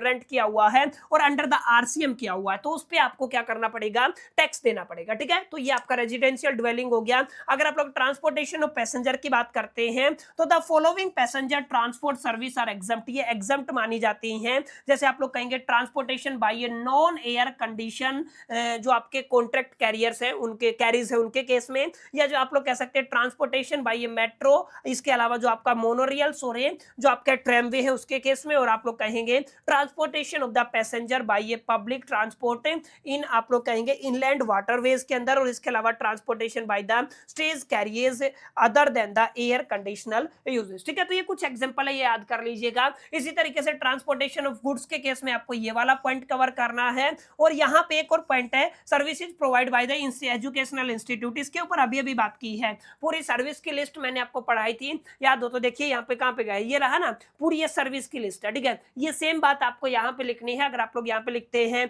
सर एजुकेशनल सर्विसेज हो गया, conduct of examination, admission related services हो गया, transportation, catering and the housekeeping service for the institution up to the higher secondary level, तो ये सारी चीजें हैं जिनको आप लोग कंसीडर कर सकते हैं। और ये ऐसे कॉन्सेप्ट है जिनको हम लोगों ने काफी डिटेल में, काफी गहराई में जाकर के अंडरस्टैंड कर लिया है। उम्मीद करता हूं माय डियर फ्रेंड्स यहाँ तक चीजें क्लियर रही होंगी, यहाँ तक चीजें समझ में आई होगी। अभी सेशन थोड़ा और लंबा चलेगा। ठीक है, अभी हम लोग और भी इंटरेस्टिंग क्वेश्चंस को काफी डिटेल में, काफी गहराई में जाकर के अंडरस्टैंड करने वाले हैं। तो चलो अब अगले क्वेश्चन की तरफ बढ़ते हैं। आई होप कितनी क्लैरिटी आपको हो गया होगा, यहाँ तक आपको चीजें समझ में आ गई होंगी। अब हम थोड़ा आगे बढ़ते हैं। अगला क्वेश्चन रहेगा आपको सप्लाई को एक्सप्लेन करना। देखिए सवाल क्या कहता है, सवाल कहता है what is the meaning of the supply as per the section 7 of the central goods and services tax 2017। अब ये आपको सेक्शन बताए ना बताए, ये आपकी नैतिक जिम्मेदारी बनती है कि आपको सेक्शन याद रखना है। ठीक है, अब अगर आप लोग सप्लाई की बात करते हैं तो यहाँ पे मैं आपको एक स्टैंडर्ड डेफिनेशन दे देता हूं। जब जब आप लोग सप्लाई को पढ़े ना तो आपको ध्यान रखना। अब देखिए बहुत दिक्कत करेगा, राइटिंग बिगड़ेगा, तो आप लोगों को कॉम्प्रोमाइज कर लेना है। अब यहाँ पे आप ध्यान देंगे, अगर आप लोग सप्लाई की बात करते हैं तो सप्लाई के केस में माय डियर फ्रेंड्स हमारे पास 3 स्टैंडर्ड डेफिनेशंस होती है, 3 स्टैंडर्ड कंडीशन होती है जो फुलफिल होनी जरूरी है। सबसे पहले ध्यान दीजिएगा, मैं इसको बोलता हूं बेस्ट एलडीआर। ध्यान दीजिएगा क्या कहता हूं सर, मैं इसको बेस्ट एल स्क्वायर डीआर। अब बीईएसटी का मतलब क्या होता है, बी का मतलब है बार्टर, अगर आपका एक्ट बार्टर है, ई का मतलब होता है एक्सचेंज, एस का मतलब होता है सेल्स, टी का मतलब होता है ट्रांसफर, एल का मतलब होता है लीज और दूसरे एल का मतलब होता है लाइसेंस, और डी का मतलब होता है डिस्पोजल और आर का मतलब होता है रेंटल। अगर आप लोग इनमें से किसी एक्टिविटी के अंदर हैं या कोई भी आपका ट्रांजैक्शन इनसे जुड़ा हुआ है तो आप लोगों ने पहली कंडीशन को सेटिस्फाई किया सप्लाई होने के। ठीक है, तो सबसे पहले आपको याद करना मेरे साथ, सर पहली कंडीशन क्या है,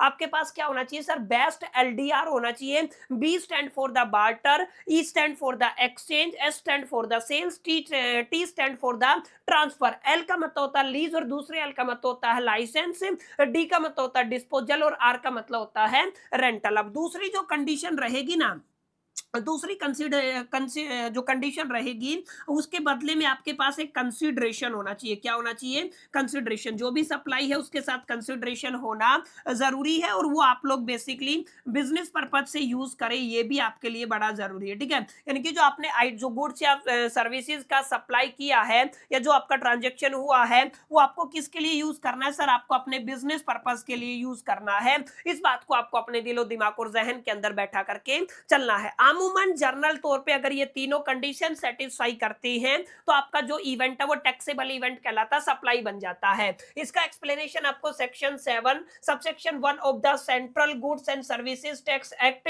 2017 के अंदर डिफाइन है कि सप्लाई इंक्लूड करके चलता है। देखिए सारी बातें हैं, सेल्स है, ट्रांसफर है, बार्टर है, एक्सचेंज है, लाइसेंस है, रेंटल है, लीज एंड डिस्पोजल है। लेकिन अगर आप लोग यहाँ पे देखेंगे ना तो इसको ऐसे याद करना डिफिकल्ट है। मैंने टेक्निक बता दिया आपको कैसे याद करना है सर, बेस्ट एलडीआर से याद करना है। रेगुलर क्लासेस के अंदर मैं इसी टेक्निक से बच्चों को याद करवाता हूं, ठीक है। अब यहाँ पे मेड और agree to be made for the consideration, माने उसके साथ कंसिडरेशन होना जरूरी है for a by a person in the course of furtherance of a business, यानी कि आगे जाके वो जो प्रोडक्ट है या सर्विस किसके लिए यूज होगा, बिजनेस के लिए यूज होगा। अगर तीनों कंडीशन सेटिस्फाई करती हैं तो आपका वो क्या कहलाएगा, सप्लाई कहलाएगा, ठीक है। अब यहाँ पे ध्यान दीजिएगा, इसके अंदर कुछ कुछ 2-3 सबसेक्शन और पढ़ने हैं। सेक्शन 7 सबसेक्शन 1 क्लोज ए आपको पढ़ना है, सेक्शन 7 1 बी पढ़ना है, सेक्शन 7 1 सी पढ़ना है। इनके अंदर कुछ बुनियादी बातें लिखी गई हैं। सप्लाई ऑफ द गुड्स और a services for a consideration in the course of a business, वो क्या कहलाता है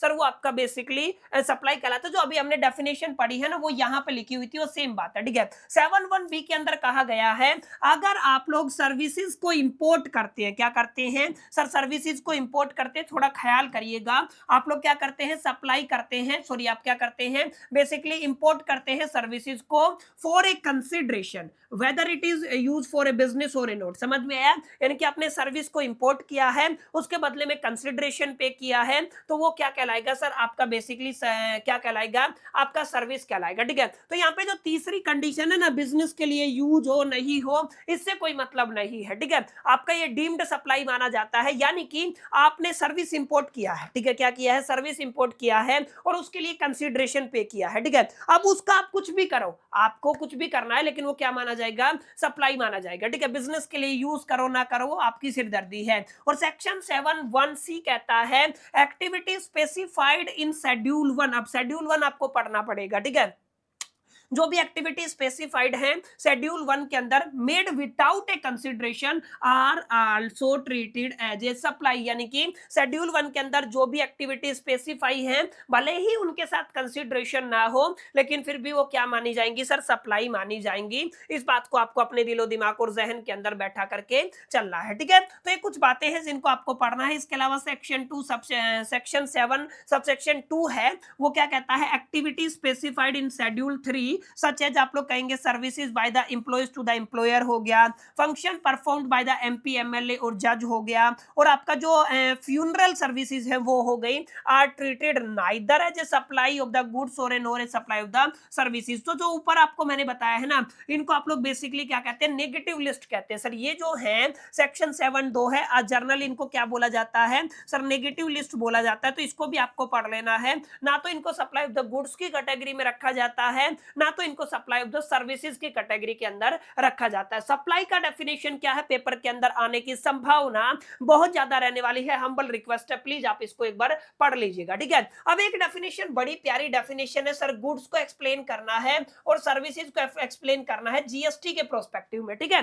तो अब देखिए, गुड्स को कहते हो आप लोग एनी, आप लोग कहते हो मूवेबल इमूवेबल प्रॉपर्टी, ठीक है। आप लोग क्या कहते हो, any immovable property other then, आप लोग यहाँ पे सिक्योरिटीज की बात करते हैं और कैश की बात करते हैं। समझ में आया। तो इसकी basic definition according to the section 2 subsection 52 क्या कहता है, every kind of the movable property, sorry immovable नहीं, every kind of the movable property other than the money and security. देखिए, मनी और सिक्योरिटी को छोड़ करके जितनी भी मूवेबल आपकी बेसिकली प्रॉपर्टीज है ना, वो सब क्या कहलाएंगी सर, आपकी बेसिकली गुड्स कहलाएंगी। यहाँ पे आप लोग एक्शनेबल क्लेम को इंक्लूड करके चलते हैं, ग्रोविंग क्रॉप्स को इंक्लूड करके चलते हैं एंड ग्रास को इंक्लूड करके चलते हैं, ठीक है। तो बेसिक डेफिनेशन क्या हुई, any movable property other then security and money including the actionable claims, growing crops and the grass is called the, उसको आप लोग क्या कहते हैं सर, गुड्स कहते हैं, ठीक है।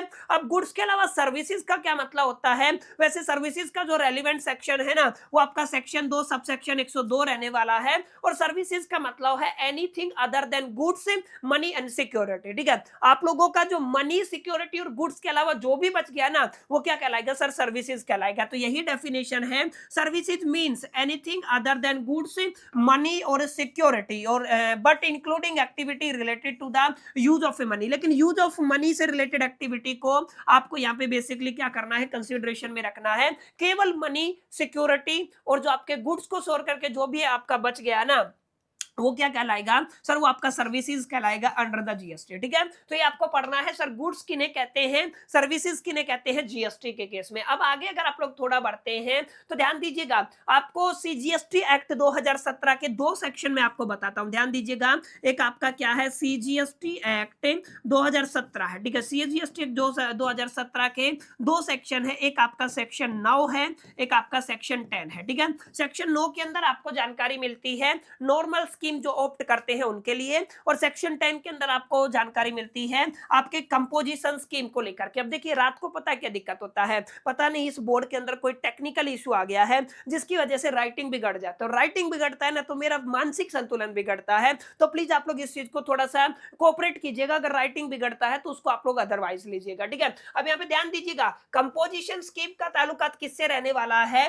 आपका basically section 10 of the CGST act 2017 से रहने वाला है। और कंपोजिशन स्कीम है ना, वो जितने भी आपके स्मॉल टैक्स पेयर है उनके लिए लाया गया था। Under this scheme eligible tax payer can pay a GST at a fixed lower rate on the turnover and are reveal या फिर revealed from the detail compliances procedure. माने यहाँ पे जो आपका कंप्लायंसेस प्रोसीजर है वो आसान कर दिया जाता है, और यहाँ पे कुछ कंडीशन अगर वो सेटिस्फाई करती हैं तो आप लोग कंपोजिशन स्कीम को ऑप्ट कर सकते हैं। और यहाँ पर आपको जो जर्नल आपका रेट होता है ना जीएसटी का, उससे कम आपको रेट देखने को मिलता है। ठीक है, अमूमन जो लिमिट है 1.5 करोड़ की होती है, कुछ कुछ केसेस में 75 लाख की भी होती है, वो आपको पढ़ना है एलिजिबिलिटी कंडीशन के अंदर। और यहाँ पे याद रखिएगा, आपका जो टैक्स पेयर है वो क्या ना करे? इंटर स्टेट आउटवर्ड सप्लाई ना करे, ये ध्यान रखना है। इसके अलावा the tax pair should not supply goods through the e commerce operator required for a collect TCS, ये आप लोग जानते हैं। एंड जो आपका मैन्युफैक्चरर है of a certain notified goods are not eligible. ठीक है, कुछ सर्टेन नोटिफाइड गुड्स है जिनके अंदर मैन्युफैक्चरर को यहाँ पे इंक्लूड नहीं किया गया। एक और इंपॉर्टेंट बात आपको याद रखनी है सर, अगर आप लोग टैक्स रेट की बात करते हैं कंपोजिशन स्कीम के अंदर, तो याद रखिएगा एक तो मैन्युफैक्चरर एक ट्रेडर है, इनको प्रिस्क्राइब किया गया है lower percentage of the turnover. जैसे रेस्टोरेंट के केस में 5% रहेगा, services provided under the special composition scheme के केस में 6% आपका जीएसटी रेट रहने वाला है। अगर आप लोग फीचर्स की बात करते हैं तो आप लोग लिखेंगे यहाँ पे simple return filing and the compliances देखने को मिलता है, tax paid at a fixed rate on the turnover देखने को मिलता है, can not collect the tax separately from the customer, और ये can not claim the ITC, माने क्या क्लेम नहीं कर सकते हैं? इनपुट टैक्स क्रेडिट क्लेम नहीं कर सकते हैं, और इनको मेंशन करना पड़ता है composition taxable person on the bill. ठीक है, बेसिक है, कोई रॉकेट साइंस नहीं है, एक बार पढ़ेंगे तो क्लैरिटी हो जाएगा। ठीक है, तो ये सारी चीजें मैंने बिल्कुल इजी टू अंडरस्टैंड नोट्स के अंदर आपको प्रोवाइड कर दी हैं। और जो भी बंदा, जो भी टैक्स पेयर है कंपोजिशन स्कीम ऑप्ट करता है, वो क्या कहलाता है सर? वो आपका कंपोजिशन लेवी कहलाता है, या जो कंपोजिशन टैक्स पेयर कहलाता है। तो इसको भी घुमा करके पूछा गया, देखिए ये पूछा क्या गया है, अगेन आपका सेक्शन 10 ही पूछा गया है सीजीएसटी एक्ट का। ठीक है, तो इसको आपको पढ़ लेना है। ठीक है, ये सारी बातें मैंने आपको बता दी, इसका मतलब क्या है। आगे चलते हैं, आगे आपका जो क्वेश्चन है वो जुड़ा हुआ है place of supply of the goods से रिलेटेड। देखिए, place of supply of the goods का क्या मतलब है? गुड्स का फाइनल जो डेस्टिनेशन होता है ना, क्योंकि आपका जो जीएसटी है वो डेस्टिनेशन बेस्ड टैक्स होता है, तो आपको बताना है प्लेस ऑफ सप्लाई का क्या मतलब है। तो इसका जो एक्सप्लेनेशन है, प्लेस ऑफ सप्लाई का एक्सप्लेनेशन, ये आपका इकलौता चैप्टर जहां पे आप लोग आईजीएसटी एक्ट के सेक्शंस को पढ़ेंगे, सेक्शन 10 और 11 का ताल्लुकात रहने वाला है,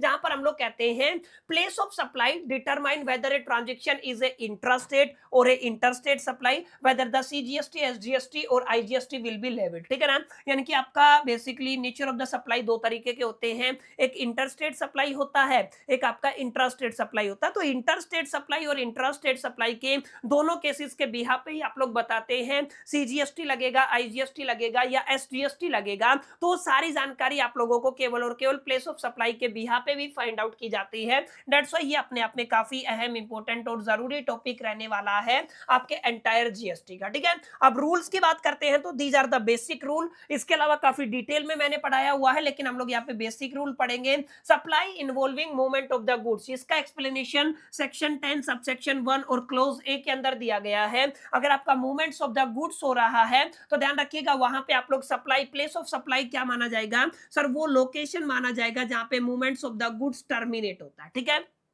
जहां पे भी आपके गुड्स का जो मूवमेंट है वो टर्मिनेट हुआ, वो लोकेशन क्या माना जाएगा, प्लेस ऑफ सप्लाई माना जाएगा। इसके अलावा अगर आप लोग bill to ship to transaction की बात करते हैं तो इसका एक्सप्लेनेशन सेक्शन 10 1 एक बी के अंदर देखने को मिलता है। और बिल टू शिप टू के अंदर देखिए, when the goods are delivered to a third person on the direction of a buyer, the principal place of a business of a such third person shall be the place of supply. माने जिस third person के पास delivery जा रहा है ना, वो आपका place of supply रहेगा। एक और रूल आप लोग यहाँ पे मेंशन कर दीजिएगा, supply not involving the movement of the goods, section 10 subsection 1 clause C के अंदर दिया गया है।